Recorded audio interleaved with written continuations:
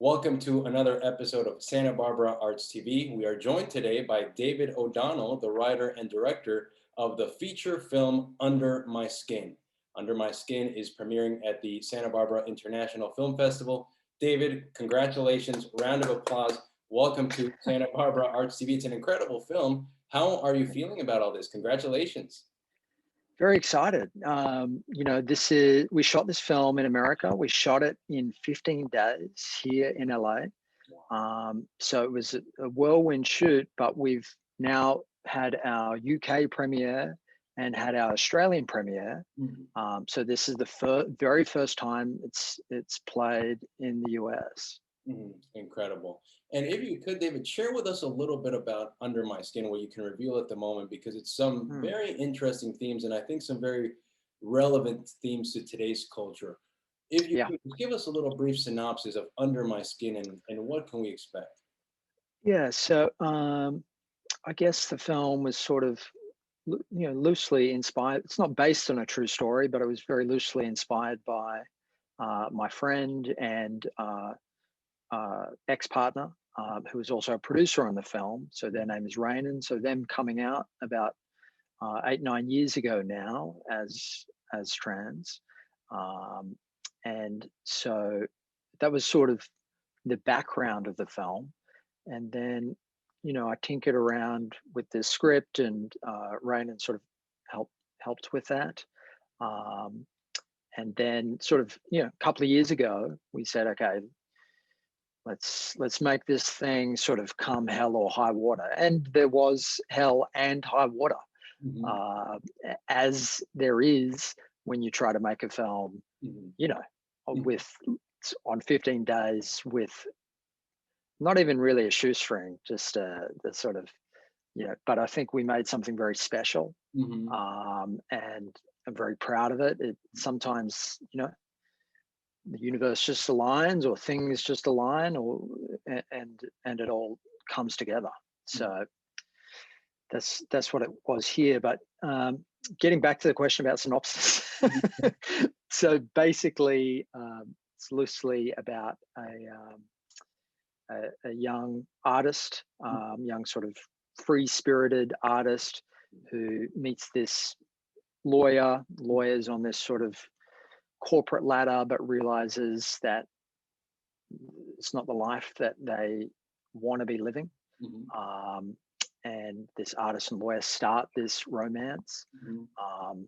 Meanwhile, Denny, the artist, is sort of things are coming more into their consciousness, and they're confronting more things, and then eventually sort of come out to Ryan, and then the story goes from there. It's an incredible film and so many remarkable things about it, David, but one in particular, and I'm not sure if I'm allowed to say it, but you do something very interesting with the protagonist, Denny, who is our main character. Could you share a little bit about this? Because it's a unique, remarkable, just amazing. So 4 actors play the role of Denny. 4 non-binary actors play the role of Denny. It was actually Rainan's idea. And so we're in development, and they suggested that, hey, maybe, what do you think of this idea of this ensemble cast playing this lead role? So for one, I've got somewhat of a theater background, so it's a little more done in theater occasionally. And then there's been 2 films that I know of that have done it, which so there's the Bob Dylan film from about 15 years ago, I'm Not There, and there's a Todd Solondz film, Sundance film, from about 20 years ago. But I felt this was a more appropriate film. On this occasion, I felt like this convention really integrated into what we're trying to do. It didn't feel divisive; it felt very natural. So although it's a different choice, it felt natural. It felt authentic to Rainan. So they felt that, hey, it worked on a number of levels. One, this you've got four different actors who look completely different and interpret the character in a different way, playing this role, and it sort of says, hey, a non-binary person is not necessarily this way or that. Mm-hmm. And it gets away from this idea of that a non-binary person should be a singular way. Mm-hmm. And then, also we're telling a story focusing on a gender non-conforming lead. Mm-hmm. And it just felt natural to want to explore different narrative structures, different narrative conventions, Mm-hmm. and maybe get the audience again to sort of ask some questions. And Mm-hmm. it just seemed to be, why not? When you're making an indie film, Mm-hmm. this is your opportunity to do something different. And so we went with it. Absolutely, it's incredible. What was the set like having that authenticity that you mentioned? Because I can imagine it brings a level of realism, of authenticity, different perspectives. What was it like on set, having them on set and having them really put in their perspectives that is completely genuine and totally true to the essence of the film? I must imagine. What was that like? It was great. It was fantastic. It was I mean, honestly, trying to shoot a film on a 15-day schedule is tough. So it's a bit of a whirlwind, and Mm. it's a bit of a battle, to say the least. Yeah. But I think the sort of morale, the esprit of the set was very good. It has to be to get that done. Hmm. So, you know, um, whether that be like perhaps this film, I think the script was quite open. Hmm. So if one of the actors felt like, this isn't sitting for me, or wanted to make a suggestion on, for a different line or a different sort of take on a moment, then it was always on the table. Hmm. So we're always sort of, I think within what we could, keeping things very fluid, and just finding the moments on the floor where, Hmm. if we could find something better on the floor, Hmm. then though we're on a short schedule, we're going to go for that. Hmm. I can imagine that they may have been giving each other advice. Did you find that they were giving each other, given that four different people were playing the same protagonist and that they were shooting, did you find that they were giving each other advice as to how they had previously, or what was that dynamic like, if you could? Because to me, that's a fascinating concept for and appropriate to the film, as that we mentioned. But what was that like in terms of their interaction? If you had a sense of that, or did you, or? I think there was some discussion of what it meant in the overall context of the film, Mm, but I think we all wanted their sort of slightly different takes mm, on what on their interpretation of the character. mm, So yeah, there was a discussion of like, okay, the first chapter, you know, that's sort of this, and the mm, next chapter, Denny is sort of exploring this, then the mm, next chapter, and so forth. mm, But as far as their process goes, I think they sort of, well, the process, I think probably stayed somewhat the same, mm, but what, there was a beautiful camaraderie between them. mm, So that was nice to see. And then, there was like fun moments when they'd all be dressed in the same costume and yeah. stuff like that. And so I think it's nice to see now that both the four Dannys and Rainan, who flew over as the producer in the film, Mm, um, you know, I think there was a pretty nice rapport that they built. mm. So that was nice to see. Mhm. I can imagine. And Ryan, let's talk a little bit about the zeitgeist of the times, because I think this film comes at a very appropriate time. I think more and more we're seeing this theme, this topic be prevalent. This, as you mentioned, you wrote the film and you were in many ways directly inspired by this. But was there a point of inception? Was there a point where you said, "This, I think my next story that I like to tell is this," or how did the film really come about? If you could just talk a little bit about the inception of the film or the. The inspiration was sort of Rain and coming out. So as I said, that was about 8-9 years ago. Mm, Um, there were times in that interval when I was going off on different projects or different films, but I think really wanted to make this film, and ultimately we sort of just in the end said, okay, let's just make it. Let's just do it however we do it. And sometimes you have to make that decision, and then the universe bends around you, or the sort of the momentum joins, and you sort of get everyone on board. But yeah, so that was the inspiration. It's not based on a true story. Okay. But that was the sort of the inspiration, and then it just sort of developed from there. Yeah. And let's talk a little bit about the style of the film, because you do a phenomenal job, David, of conveying this frustration. I'm not sure what was from a viewer's perspective, I sensed frustration, anxiety, anger, even. What was the style that that's what I obtained, but can you talk a little bit about your style and what you were going for there? The style of the film, or do you mean the sort of what the character was going, what Denny was going through, or What Denny? I think you do a great job. I mean, even as a viewer, I felt Denny's change, even change in frustration, anxiety, and you yeah. do a great job. Did you use longer takes? Did you use what was the style like in terms of your Yeah. maybe cinematography a little bit?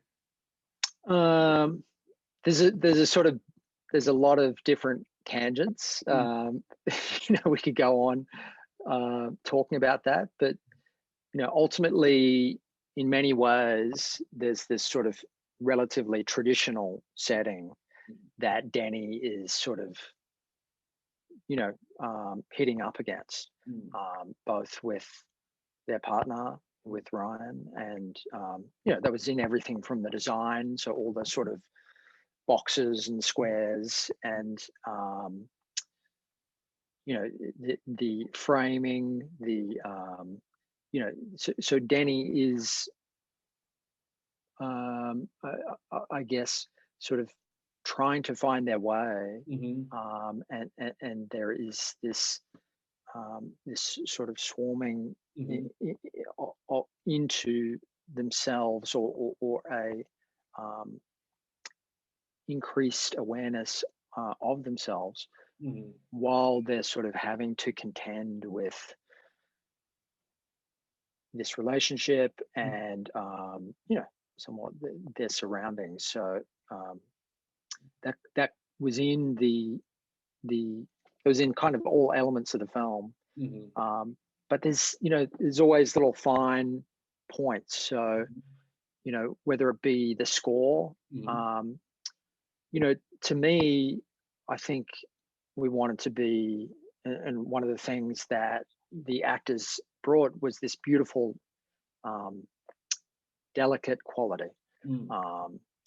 And I don't think we're going for something.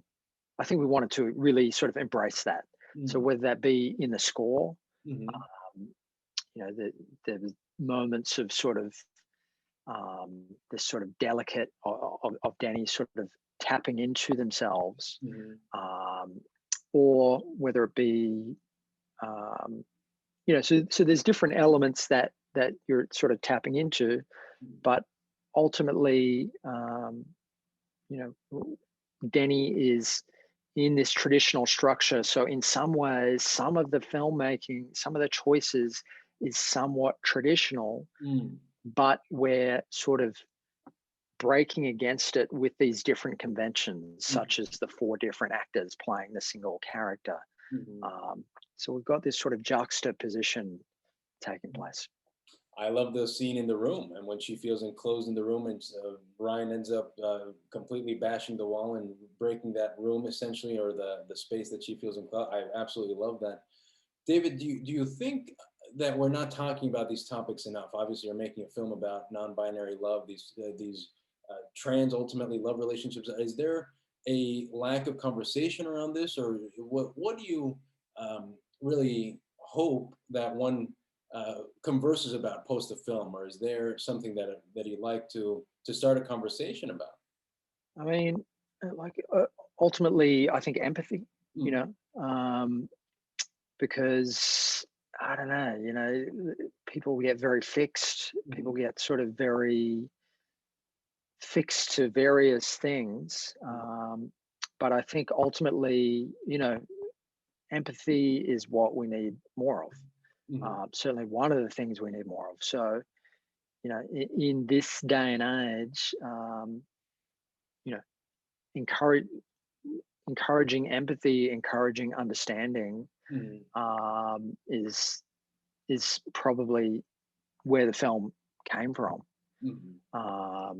And so that's kind of probably at the center of the film. Of course, you're creating an engaging story, and you're not, you know, even in making the film, you try not to be too fixed on anything in particular.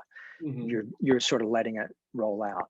But you know, you are like, from my point of view, yeah, of course, you hope that you know, a more sort of that the heart of the film is one of empathy, of love, of kindness, of, you know, of all those things that the world tries to teach you, that okay, you got to have a hard edge and this sort of thing, and it's just not the truth. Well, I want to give you a round of applause, David, because you do a great job, and it's just a beautiful, beautiful film. A little bit of a logistics question: were you at all affected by the pandemic, the shutting down? I know you mentioned you shot in 15 days. What was your production turnaround like, and we shot the film before the pandemic. So we got production in before the pandemic, and then we're in post-production in the pandemic. So some things were affected, some things weren't. Things like getting on a sort of sound stage, doing the mix, you know, those things were the things that were affected. And then ultimately sort of just once, yeah, obviously I didn't expect for this to be the way that the film rolled out as far as its festival run and all that sort of thing. I would have loved to have been at Santa Barbara, you know. You expect to be there, having these conversations in person, having a laugh in person. You know, you're missing out on that opportunity to kind of have a bit of a party and sort of celebrate. Celebrate both with whatever the audience, with other filmmakers, with the cast. But you know, it is what it is. Certainly, everyone's been challenged by it, so it's just another version of it. Wow. Well, I can't say it enough. It's an incredible film. Last question. I know there's going to be a couple of drive-ins for this at Santa Barbara. Where can we see it, and where can we find a little bit more information, please? Yeah, so the drive-in info is on the Santa Barbara International Film Festival website. The dates for the drive-in are April 8 at 3:30 p.m. and April 9 at 1 p.m. So they've got LED screens. So some people have been asking, you know, how is the drive-in possible during the day? But yeah, so that's what's coming up. There'll be more screenings coming up. We've got an Instagram page with more that'll have more updates. That's at Under My Skin Film.